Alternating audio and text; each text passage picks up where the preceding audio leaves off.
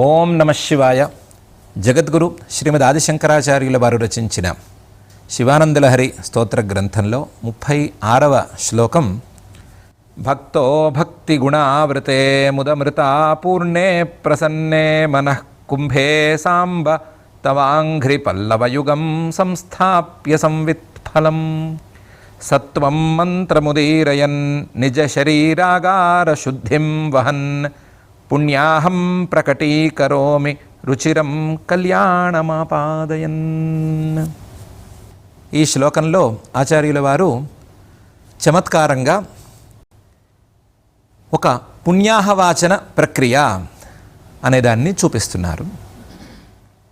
గత శ్లోకంలో శంభోమే పరమాంతరంగ ఇతిమే చిత్తే స్మరామ్యన్వహం, ఆ పరమాంతరంగుడైనటువంటి ఆత్మను పరమేశ్వరుణ్ణి తెలుసుకునేటువంటి ప్రయత్నాన్ని ప్రారంభించబోతూ, ఇది చాలా పెద్ద ప్రయత్నం కాబట్టి, ఒక మంగళ కార్యం కాబట్టి, ఇలాంటి మంగళ కార్యానికి ప్రారంభంలో పుణ్యాహవాచనం అనేటువంటి చిన్నపాటి క్రతువు చేసి తీరాలి. ఆ పుణ్యాహవాచనాన్ని నేను చేస్తున్నాను అనేటువంటి భావాన్ని వ్యక్తం చేస్తూ ఈ శ్లోకాన్ని చూపిస్తున్నారు. పుణ్యాహవాచనం అనేటువంటి ప్రక్రియ సకల పుణ్య కార్యారంభాల్లో చేయవలసిందిగా ఆయా ప్రమాణ గ్రంథాల్లో నిర్దిష్టంగా ఉంది. పుణ్యేహని సంప్రాప్తే వివాహే చౌలికే తథా వ్రతబంధే చ యజ్ఞాదౌ తథా చ వ్రతకర్మణి సర్వేషు కర్మమాత్రేషు ప్రారంభే స్వస్తివాచనం అనేటువంటి ప్రామాణిక వాక్యాలలో ఏదైనా ఇంట్లో శుభకార్యం తలపెట్టినా, ఇంట్లో వివాహం లాంటి మంచి పనులు జరగబోతున్నా, ఏదైనా ఒక వ్రతం తలపెట్టినా, ఏదైనా ఒక మంచి పనిని తలపెట్టినా సరే పుణ్యాహవాచనం అనేటువంటి మాంగళికమైన కార్యక్రమం జరగాలి అని ఈ వాక్యాలు చెప్తున్నాయి. ఆ పుణ్యాహం జరిగేటువంటి ప్రక్రియను కూడా ఆయా ప్రమాణ గ్రంథాలు నిర్దేశించి ఉన్నాయి. ఆ పుణ్యాహవాచనం జరగవలసినటువంటి తీరును దృష్టిలో ఉంచుకున్నటువంటి ఆచార్యుల వారు, ఇది కూడా చాలా పెద్ద శుభకార్యం. సరదాగా చెప్పుకోవాలి అంటే ముక్తి కన్యతో వివాహం చేసుకోవలసినటువంటి వివాహ శుభకార్యం. ఇలాంటి శుభకార్యానికి ముందు స్వస్తి పుణ్యాహవాచనం అనేది చేయాలి. ఆ స్వస్తి పుణ్యాహవాచనాన్ని నేను చేస్తున్నాను అని అంటున్నారు. స్వస్తి పుణ్యాహవాచనానికి కావలసినటువంటి సంభారాలన్నీ నేను సాధించుకుని ఉన్నాను అని కూడా అంటున్నారు.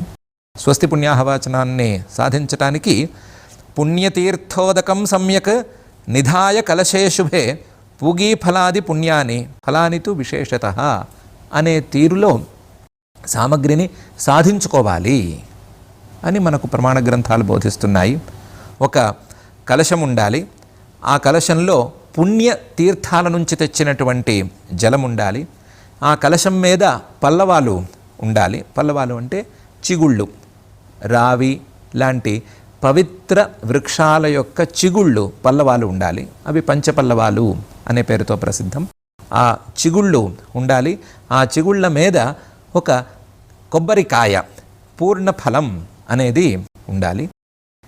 ఈ సంభారాలతో మంత్రాలతో పుణ్యాహవాచన కార్యక్రమాన్ని జరపాలి అని ప్రామాణిక గ్రంథాలు నిర్దేశిస్తున్నాయి. ఆ పుణ్యాహవాచనానికి కావాల్సినటువంటి సంభారాలు నా దగ్గర ఉన్నాయి, అందువలన నేను కూడా పుణ్యాహవాచనాన్ని చేస్తున్నాను అని ఒక సాధకుడు అనుకుంటున్నట్లుగా ఆచార్యుల వారు ఈ శ్లోకంలో చెప్తున్నారు. ఎలా? భక్తో భక్తి గుణావృతే ముదమృతా పూర్ణే ప్రసన్నే మనః కుంభే. నాకు కావలసినటువంటి కుంభం అంటే కలశం ఉంది. ఏముంది అంటే మనస్సు అనేటువంటి కుంభం, మనఃకుంభే. ఈ మనస్సు అనేటువంటి కుంభానికి ఒక అందం రావటానికి, ఈ మనస్సు అనేటువంటి కుంభం లేదా ఒక చెంబు లాంటి పాత్ర కలశం అనేటువంటి స్థాయిని అందుకోవటానికి, ఈ స్వస్తి పుణ్యాహవాచన స్థాయిని అందుకోవటానికి దాని చుట్టూ తాడులు కట్టినట్లుగా, దారాలతో చుట్టి చక్కగా అల్లికలు వేసినట్లుగా నేను భక్తి అనేటువంటి తాడుతో అల్లికలు వేశాను. భక్తి గుణావృతే. ఈ కలశంలో నీరు పోసినట్లుగా నా మనఃకుంభంలో అమృతాపూర్ణే ముదమృతాపూర్ణే సంతోషం అనేటువంటి అమృతాన్ని పూరించి పెట్టాను. సంతోషం అనేటువంటి అమృతంతో ఈ కలశాన్ని, మనఃకలశాన్ని నింపి పెట్టాను. అమృతాపూర్ణే ప్రసన్నే, ప్రసన్నమైనటువంటి ఈ మనఃకుంభంలో సాంబ, అంబతో, పార్వతీ అమ్మవారితో కలిసినటువంటి ఓ పరమేశ్వరుడా, తవ అంఘ్రి పల్లవ యుగం, 2 చిగుళ్ళను పెట్టాను. ఏమిటి అంటే నీ పాద పద్మాలు, నీ 2 పాదార విందాలు అనేటువంటి చిగుళ్ళు. సాంబ తవ అంఘ్రి పల్లవయుగం సంస్థాప్య, మనస్సు అనేటువంటి కలశంలో నీ యొక్క 2 పాదార విందాలు అనేటువంటి పల్లవాలను స్థాపించి, దాని మీద కొబ్బరికాయ స్థాపించవలసినటువంటి దశలో సంవిత్ ఫలం, జ్ఞానం అనేటువంటి ఫలాన్ని, జ్ఞానం అనేటువంటి పూర్ణ ఫలాన్ని అక్కడ ఉంచాను. సంవిత్ ఫలం. సత్వం మంత్రముదీరయన్, సాత్వికమైనటువంటి మంత్రాలతో పుణ్యాహవాచనం చేయాలి కదా.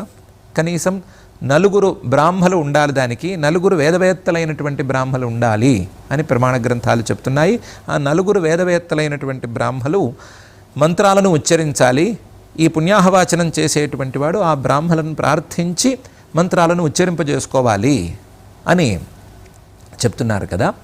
దానికి తగ్గట్లుగా సత్వం మంత్రముదీరయన్, సాత్వికమైనటువంటి చిత్త శోధకమైనటువంటి, చిత్తాన్ని శోధన చేసేటువంటి మంత్రాలను ఉచ్చరిస్తున్నాను. సత్వం మంత్రముదీరయన్ నిజ శరీరాగార శుద్ధిం వహన్. స్వస్తి పుణ్యాహవాచనాన్ని శరీరాన్ని, ఇంటిని శుద్ధి చేసుకోవటం కోసం వాడతారు కదా. అట్లాగే నా శరీరం అనేటువంటి ఇంటిని శుద్ధి చేసుకోవటం కోసం ఈ పుణ్యాహవాచనాన్ని నేను వాడుతున్నాను. శుద్ధిం వహన్ పుణ్యాహం ప్రకటీకరోమి. ఇలా పుణ్యాహవాచనాన్ని చేసుకుంటూ, ఇది పుణ్యాహం, నేను చేయబోతున్నటువంటి మంచి పనికి ఇది మంగళకార్యంగా ఉపయోగపడుతుంది అని ప్రకటీకరించుకుంటున్నాను. రుచిరం కళ్యాణమాపాదయన్, రుచిరమైనటువంటి, అన్నిటికంటే పెద్దదైనటువంటి కళ్యాణం, మంగళ ఫలితాన్ని ఆపాదయన్ను, నాకు నేను ఆపాదించుకుంటూ అలాంటి ఫలితాన్ని పొందబోతూ నేను ఈ పుణ్యాహవాచన కార్యక్రమాన్ని చేస్తున్నాను అని కొంచెం చమత్కారంగా ఆచార్యుల వారు అంటున్నారు. పుణ్యాహవాచనం ఏ మంచి క్రతువుకైనా చేయాల్సిందే కదా. ఏ వివాహం జరిగినా సరే పుణ్యాహవాచనం జరగాల్సిందే కదా. దానికి కలశం ఉండాల్సిందే కదా. కలశానికి చుట్టూ అందంగా ఉండటానికి అల్లికలల్లే దారాలను చుడతారు కదా, రంగురంగుల దారాలను చుడతారు కదా. ఆ కలశంలో చక్కగా నీరు పుణ్యతీర్థాల దగ్గర నుంచి తెచ్చినటువంటి మంచి జలం పోస్తారు కదా. అలాగే ఆ కలశంలో నీరు నింపిన తర్వాత పల్లవాలు, మంచి ఆకుల్ని పెడతారు కదా, మంచి చిగుళ్ళని పెడతారు కదా, దాని మీద కొబ్బరికాయని ఉంచుతారు కదా, చుట్టూ ఉండేటువంటి వేదవేత్తలు మంత్రాలను ఉచ్చరిస్తారు కదా. అట్లాగే నేను కూడా నీ భక్తుణ్ణి కాబట్టి భక్త మనఃకుంభాన్ని తీసుకొచ్చి పెడుతున్నాను. నా మనస్సునే పెడుతున్నాను. ఆ మనస్సుకి చుట్టూ అందంగా అల్లికలుగా ఉండేటువంటి దారాలుగా భక్తిని జోడిస్తున్నాను. మనస్సుకు భక్తిని జోడిస్తున్నాను. ఆ మనస్సులో సంతోషం అనేటువంటి అమృతాన్ని నింపుతున్నాను. అమృతంలా పనిచేసి మనస్సును ప్రసన్నం చేసేటువంటి సంతోషాన్ని ఈ మనస్సు నిండా నింపుతున్నాను. కలశంలో నీరు నింపినట్లుగా ఈ అమృతాన్ని మనస్సులో నింపుతున్నాను. అలా నింపటం ద్వారా ప్రసన్నమైనటువంటి ఈ మనస్సు అనేటువంటి కుంభంలో, మనఃకుంభంలో పల్లవాల స్థానంలో వేరే ఏమీ కాకుండా నీ 2 పాదపద్మాలను తీసుకొచ్చి పెడుతున్నాను. 2 ఆకులు చాలు, 2 పాదపద్మాలు చాలు. తవాంఘ్రి పల్లవయుగం సంస్థాప్య, దాని మీద పెట్టవలసినటువంటి కొబ్బరికాయ స్థానంలో తత్వజ్ఞానాన్ని పెట్టి, ఆ తత్వజ్ఞానాన్ని తెచ్చిపెట్టేటువంటి సాత్వికమైన మంత్రాలను, సత్వ శోధకమైనటువంటి మంత్రాలను, సత్వానికి జీవుడికి భేదాన్ని తెలిపేటువంటి మంత్రాలను, జడ చేతన భేదాలను తెలిపేటువంటి మంత్రాలను ఉచ్చరించుకుంటూ, సద్గురువుల ద్వారా, విద్యావేత్తల ద్వారా ఉచ్చరింపజేసుకుంటూ సత్వం మంత్రముదీరయన్ నిజ శరీరాగార శుద్ధిం వహన్. ఇలాంటి పుణ్యాహవాచనాన్ని నేను చేస్తున్నాను. ఈ పుణ్యాహవాచనంతో నా యొక్క శరీరం అనేటువంటి నివాస స్థానం, ఈ మనస్సుకు నివాస స్థానం, ఈ నివాస స్థానాన్ని నేను శుద్ధి చేసుకుంటున్నాను. ఇలా శుద్ధి చేసుకోవడం ద్వారా పుణ్యాహం ప్రకటీకరోమి, రుచిరం కళ్యాణం ఆపాదయన్. పెద్ద పని చేస్తున్నాను కాబట్టి ఇలాంటి ప్రక్రియ ద్వారా నేను పుణ్యాహవాచనాన్ని చేసుకుంటున్నాను అని ఆచార్యుల వారు అంటున్నారు. చమత్కారం సంగతి ఎంత చక్కగా ఉన్నా, ఎలా ఉన్నా, ముక్తి కన్యతో గనక వివాహం చేసుకోవాలి అని అనుకుంటే, ముక్తిని పొందాలి అని అనుకుంటే ఏం చేయాలి అనే విషయంలో ఒక స్పష్టమైనటువంటి దారిని ఆచార్యుల వారు ఈ శ్లోకంలో చూపిస్తూనే ఉన్నారు. మనస్సుని ప్రసన్నం చేసుకోవాలి, మనస్సుకు భక్తిని జోడించుకోవాలి, పరమేశ్వర భక్తిని మనస్సులో పెంచుకోవాలి. పెంచుకున్నటువంటి ఆ మనస్సులో సంతోషం అనేటువంటి అమృతాన్ని నింపుకోవాలి. ఆ సంతోషంతో ఉండేటువంటి మనస్సులో పరమేశ్వరుడి యొక్క పాదాల విందాలను ఉంచుకోవాలి. ఆ పరమేశ్వరుడి యొక్క పాదార విందాలను ఉంచుకుని ఆ పాదార విందాల ద్వారా పరమేశ్వర తత్వజ్ఞానం పొందేందుకు ప్రయత్నం చేసుకోవాలి. దానికి వేరే ఏ రకమైనటువంటి ఊహాశక్తిని వాడకుండా కేవలం వేద మంత్రాలను, అంటే ఉపనిషద్వాక్యాలను, వేదాంత వాక్యాలను మాత్రమే తీసుకోవాలి. తీసుకుని వీటి ద్వారా ఆ పరమేశ్వరుడు యొక్క తత్వజ్ఞానాన్ని సాధించటానికి ప్రయత్నం చేసుకోవాలి. ఇలా చేసుకోవటమే పుణ్యాహం.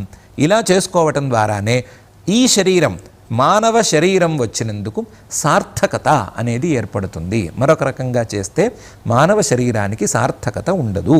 మానవ శరీరం శుద్ధమైనట్లు కాదు.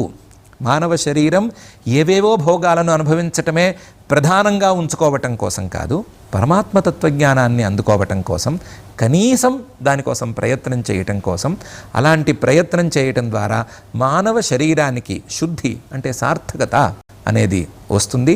అలాంటి సార్థకత వచ్చే దిశగా ప్రయత్నం చేసుకోవాలి అని ఒక చక్కటి మార్గాన్ని చక్కటి చమత్కారంతో ఆచార్యులు వారు అందిస్తున్నారు. భక్తో భక్తి గుణావృతే మృదమృతా పూర్ణే ప్రసన్నే మనః కుంభే సాంబ తవాంఘ్రి పల్లవయుగం సంస్థాప్య సంవిత్ఫలం సత్వం మంత్రముదీరయన్ నిజ శరీరాగార శుద్ధిం వహన్ పుణ్యాహం ప్రకటీకరోమి రుచిరం కళ్యాణమాపాదయన్ అని.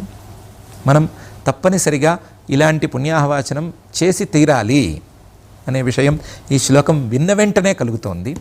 అలా విన్న వెంటనే పుణ్యాహవాచనం చేసుకోవాలి. అసలు పుణ్యాహవాచనం అంటే ఏంటి, లౌకికమైన కర్మల్లో చేయవలసినటువంటి పుణ్యాహవాచనం ఏంటి, ఆ పుణ్యాహవాచనానికి ఇప్పటికీ ఉండేటువంటి సంబంధం ఏంటి, పోలిక ఏంటి, చమత్కారం ఏంటి అనే రకరకాల భావాలను రేకెత్తిస్తున్నటువంటి ఈ శ్లోకోత్తమం ద్వారా మనం మోక్షాన్ని పొందేందుకు ప్రయత్నాన్ని ప్రారంభించాలి. దానికోసం తత్వజ్ఞానం పొందేందుకు ప్రయత్నాన్ని ప్రారంభించాలి. దానికోసం పరమేశ్వరుణ్ణి మనసులో భక్తిగా ఉంచుకోవాలి, స్మరించుకోవాలి అనేటువంటి నిర్ణయాన్ని తప్పనిసరిగా పొందుతున్నాం. ఆ పొందటానికి వీలుగా ఈ శ్లోకోత్తమాన్ని మనం చక్కగా భావన చేద్దాం. పుణ్యాహవాచనం చేసేసామనే అనుకుందాము. పుణ్యాహవాచనం జరిగిపోయింది. మరి పుణ్యాహవాచనం జరిగిన తర్వాత మనం అనుకున్నటువంటి ఆ పరమ ఫలితం లేదా మంగళ కార్యం, శుభకార్యం అనేది ఎలా ఉండాలి, దానికోసం చేసే ప్రయత్నం ఎలా ఉండాలి